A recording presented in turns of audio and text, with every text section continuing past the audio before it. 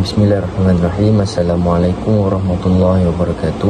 Pada hari ini saya akan membincangkan sedikit tajuk, iaitu ulasan klip video untuk subjek Mabahith Al-Ilahiyat. Tajuknya adalah ulasan klip video Ustaz Al-Azhar Idrus mengenai cara mengenal Allah dengan ilmu makrifat. Pengenalan. Ilmu makrifat adalah ilmu yang mengenali Allah SWT dengan lebih mendalam, yang melibatkan aspek spiritual, pengetahuan dan penghayatan. Ia bukan sekadar mengetahui makhluk tentang Allah, tetapi juga merasai kehadiran dan sifat-sifatnya dalam kehidupan. Dalam ilmu makrifat juga, mengenal Allah adalah satu perjalanan rohani yang berterusan. Seterusnya, matlamatnya adalah memupuk rasa cinta kepada Allah SWT dan mengabdikan diri kepadanya. Yang penting untuk mendapatkan tunjuk ajar daripada guru yang benar, berpengetahuan dalam Islam, bagi memastikan perpaduan yang betul dan mengelak daripada terpesongnya akidah. Antara konsep utama termasuk memahami zat dan sifat Allah serta hubungan Allah antara Allah dan dengan makhluknya. Seterusnya kita akan pergi kepada kandungan video klip.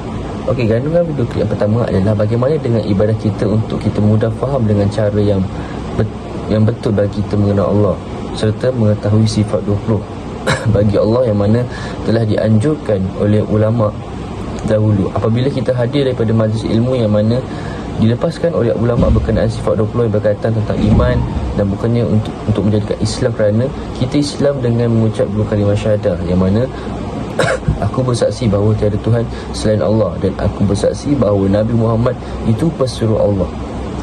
Selepas itu, apabila kita sudah mengucapkan 2 kalimah syahadah dan telah menjadi Muslim dan Islam, maka barulah kita mengenal dan mengetahui tentang sifat 20 dan belajar tentang ilmu Tauhid, supaya lafaz syahadah yang dilafazkan tadi tidak akan rosak sampai kita berjumpa dengan Allah SWT pada hari akhirat esok, akhirat kelak.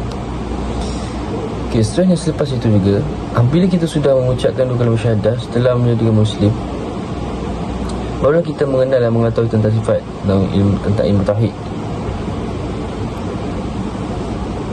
Dan syahadah yang dilafazkan tadi boleh rosak di pertengahan jalan akibat daripada kita tidak belajar mengenal Allah, dan akhirnya kita akan menduakan Allah dan mensyirikkan perkara ini disebabkan kita tidak belajar tentang takdir, kita tidak beriman dengan qadar, beriman dengan malaikat, dan beriman kepada kitab-kitab.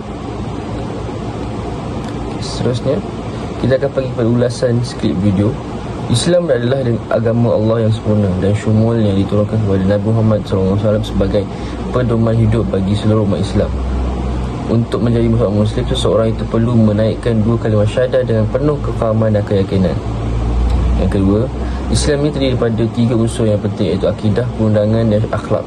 Dalam kehidupan manusia Muslim, Islam yang ada pada diri ini tidak akan sempurna selagi mana tidak diserikan dengan akidah yang sahih. Walaupun dalam diri seseorang itu kurang melakukan 2 unsur yang penting dalam Islam, iaitu perundangan akhlak, dia akan tetap dipanggil orang Islam disebabkan di dalam hatinya itu bertapakkan akidah. Yang ketiga ialah setiap Muslim bertanggungjawab untuk mempelajari ilmu-ilmu secara mendalam dan menyeluruh. Antaranya termasuklah memahami sifat 20, ilmu Tauhid, 6 rukun iman dan yang wajib yakini. Semua itu bertujuan untuk membersihkan akidah daripada unsur-unsur syirik dan khurafat yang boleh merosakkan keimanan. Tahap berusaha mengenali penciptanya, seseorang Muslim berisiko terjerumus ke lembah kejahilan.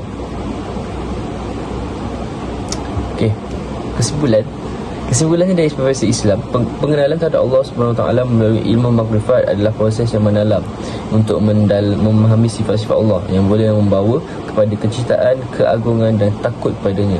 Ustaz Al-Azhar Idrus telah memberi penekanan tentang pentingnya pengalaman rohani, penyucian hati dan pengetahuan mendalam tentang sifat-sifat ilahi dalam proses ini.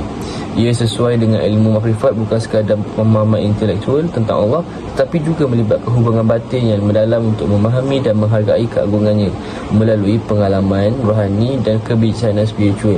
Ia membawa seseorang kepada kesedaran yang lebih besar tentang keesaan Allah dan hubungan kita sebagai hamba dengan pencipta. Itu sahaja daripada saya. Sekian, terima kasih. Wabillahi taufiq wal hidayah. Assalamualaikum warahmatullahi wabarakatuh.